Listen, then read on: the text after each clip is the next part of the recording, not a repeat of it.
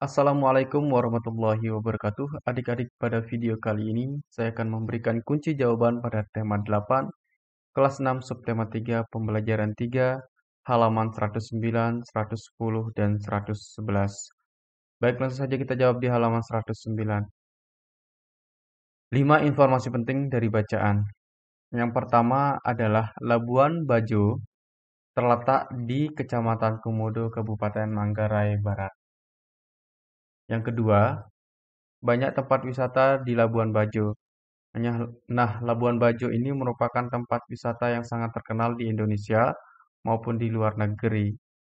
Kenapa Bajo ini terkenal? Karena dengan keindahan alamnya. Di sana masih alami, tidak banyak hotel yang dibuat di pinggir-pinggir pantai sehingga itu menjadi daya tarik para wisatawan untuk berwisata ke Labuan Bajo. Selain itu juga biaya untuk berwisata ke Labuan Bajo juga sangat cukup murah, terjangkau, maka banyak orang yang berwisata ke sana. Kemudian yang ketiga, Labuan Bajo, pintu gerbang bagi para wisatawan di Provinsi NTT. Yang keempat, wisata unggulan NTT antara lain Pulau Komodo dan Rinca. Nah, selain dari Labuan Bajo, yang terkenal juga di NTT itu adalah Komodo dan Rinca. Di Pulau Komodo itu ada hewan yang namanya komodo sehingga dinamakan Pulau Komodo. Berikutnya yang kelima, fasilitas dan akomodasi infrastruktur telah dibangun. Nah, selain itu juga infrastruktur yang mendukung wisata di NTT ini itu juga sudah dibangun dan menjadi hal yang sangat penting bagi tempat wisata. Berikutnya kita akan jawab di halaman 110. Tuliskan informasi penting di kolom yang disediakan dan tambahkan gambar virtual yang sesuai dengan informasi yang disampaikan. Sebenarnya di sini kalian diminta untuk menempelkan gambar juga, tetapi di sini saya membantu hanya untuk jawabannya saja. Labuan Bajo terletak di Kecamatan Komodo, Kabupaten Manggarai Barat. Banyak tempat wisata di Labuan Bajo. Labuan Bajo, pintu gerbang bagi para wisatawan di Provinsi NTT. Wisata unggulan NTT antara lain Pulau Komodo dan Rinca.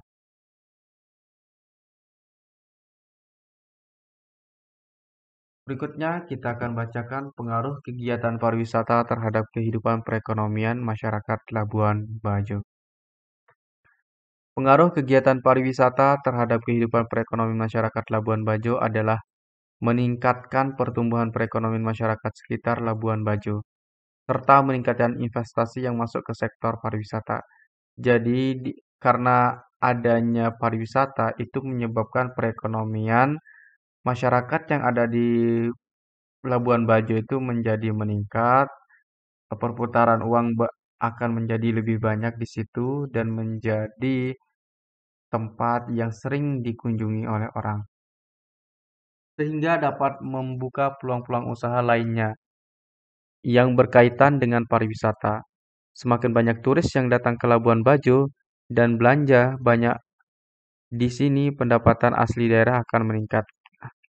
Karena banyaknya orang yang berkunjung, maka orang-orang yang berkunjung itu pasti akan banyak membutuhkan misalkan makanan, terus sewa hotel, kemudian untuk souvenir juga mereka butuhkan. Kemudian untuk hal-hal yang mendukung wisata mereka, misalkan rental mobil, rental motor, rental sepeda, dan lain-lain, itu merupakan peluang-peluang usaha yang bisa dikembangkan oleh masyarakat Labuan Bajo.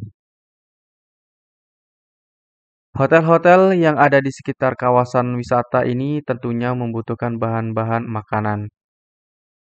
Para petani yang nantinya akan diuntungkan karena bisa memasok langsung hasil panennya kepada hotel. Seluruh produk-produk lokal di Pulau Flores tentunya akan semakin laris dengan datangnya para turis. Nah, karena kebutuhan pangan yang sangat banyak yang dibutuhkan oleh hotel untuk memberikan makanan atau menjual makanan kepada wisatawan, Ini dapat menyebabkan sektor pertanian juga akan laku terjual. Misalkan nanti mereka butuh ubi, butuh sayuran, butuh beras. Selain itu juga selain pertanian pasti juga akan menumbuhkan perekonomian seperti nelayan, kemudian peternakan. Karena yang namanya makanan kita butuh ikan, butuh daging. Oke, berikutnya kita akan jawab di halaman 111.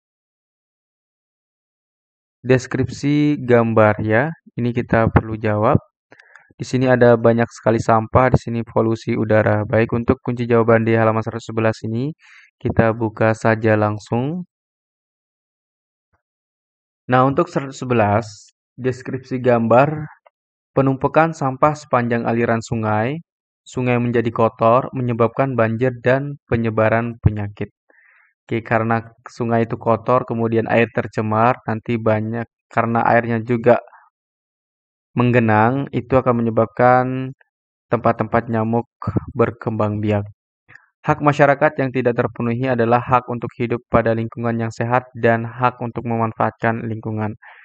Karena sungai yang kotor, yang bau, yang tercemar itu menyebabkan kehidupan tidak menjadi sehat. Selain itu juga para petani yang memanfaatkan air itu akan terganggu haknya untuk memanfaatkan air dari sungai yang bersih.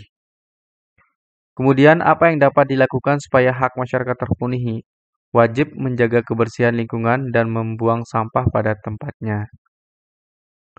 Kemudian untuk gambar kedua, di sini terlihat bahwa ada bis yang mengeluarkan polusi udara. Deskripsi gambar, pencemaran atau polusi udara di sepanjang jalan yang menyebabkan ketidaknyamanan para pengguna jalan. Hak masyarakat yang tidak terpenuhi adalah hak untuk hidup pada lingkungan yang sehat dan hak untuk memanfaatkan lingkungan. Apa yang dapat dilakukan supaya hak masyarakat terpenuhi? Menggunakan kendaraan ramah lingkungan dan menggunakan transportasi umum.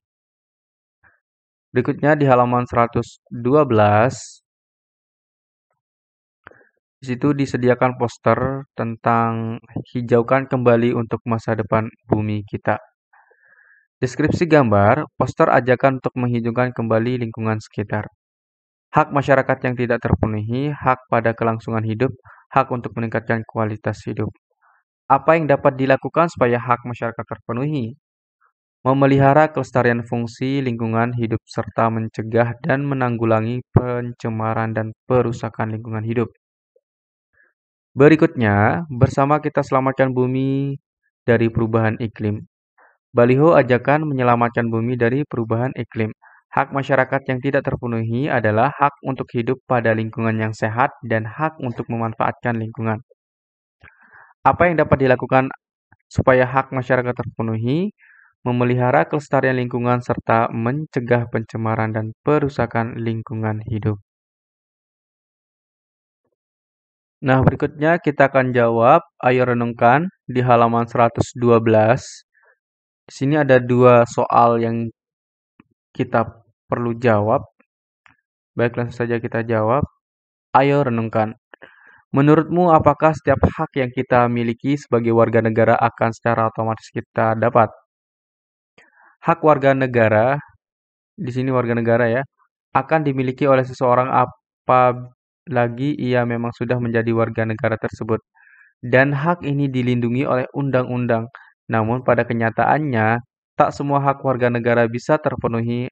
Ada banyak sekali contoh yang bisa kita lihat dalam masyarakat. Salah satu contohnya ialah hak untuk mendapatkan pendidikan, karena kenyataan masih banyak anak jalanan yang tidak bisa bersekolah dan kurang diperhatikan oleh pemerintah.